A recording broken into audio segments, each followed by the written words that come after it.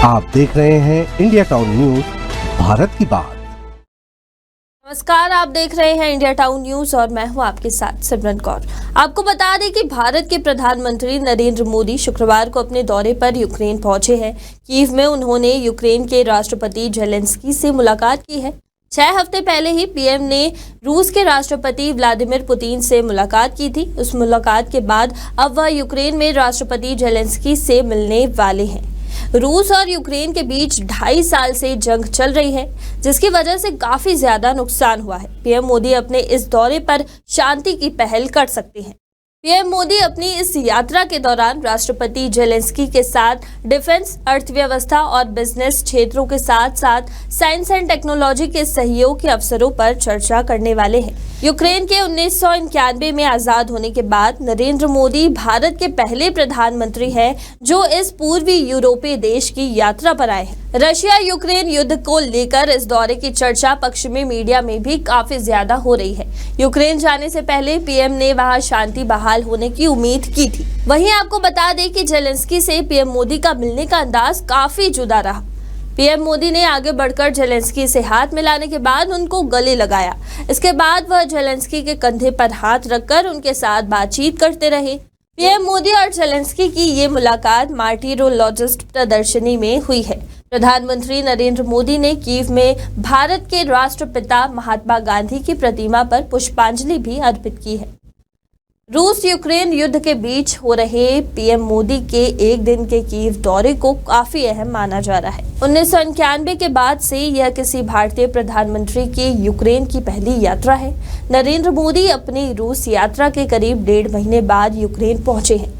मोदी के रूस जाने पर यूक्रेन ने सख्त ऐतराज जताया था और जेलेंस्की ने इसके लिए नरेंद्र मोदी की कड़ी आलोचना भी की थी। उन्होंने मोदी और पुतिन के गले मिलने को भारी निराशा और शांति प्रयासों के लिए झटका कहा था।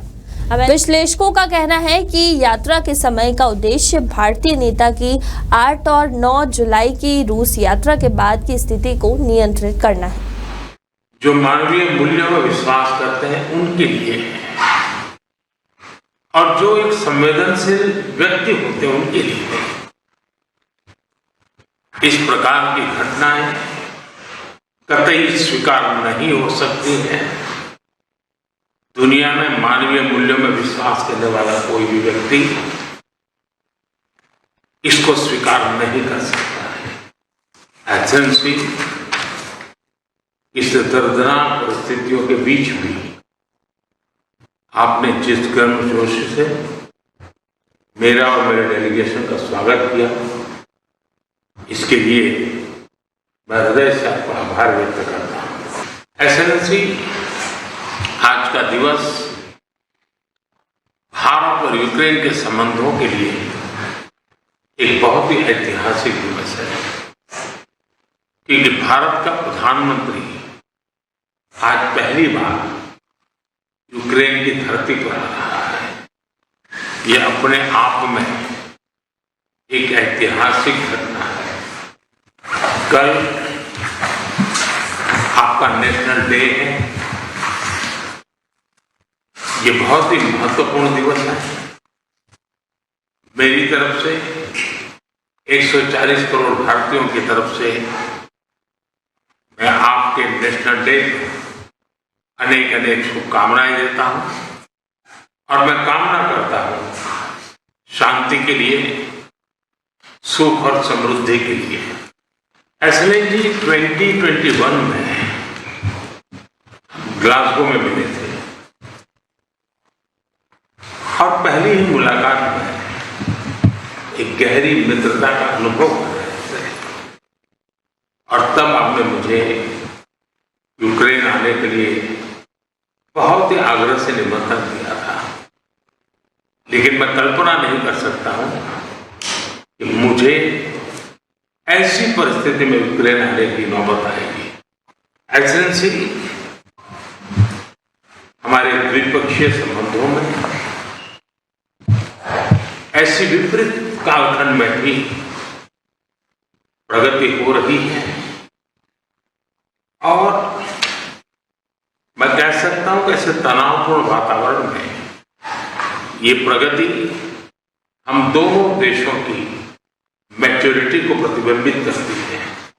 प्रधानमंत्री नरेंद्र मोदी शुक्रवार को कीव पहुंचे तो वहां मौजूद भारतीय प्रवासियों ने उनका गर्मजोशी से स्वागत किया।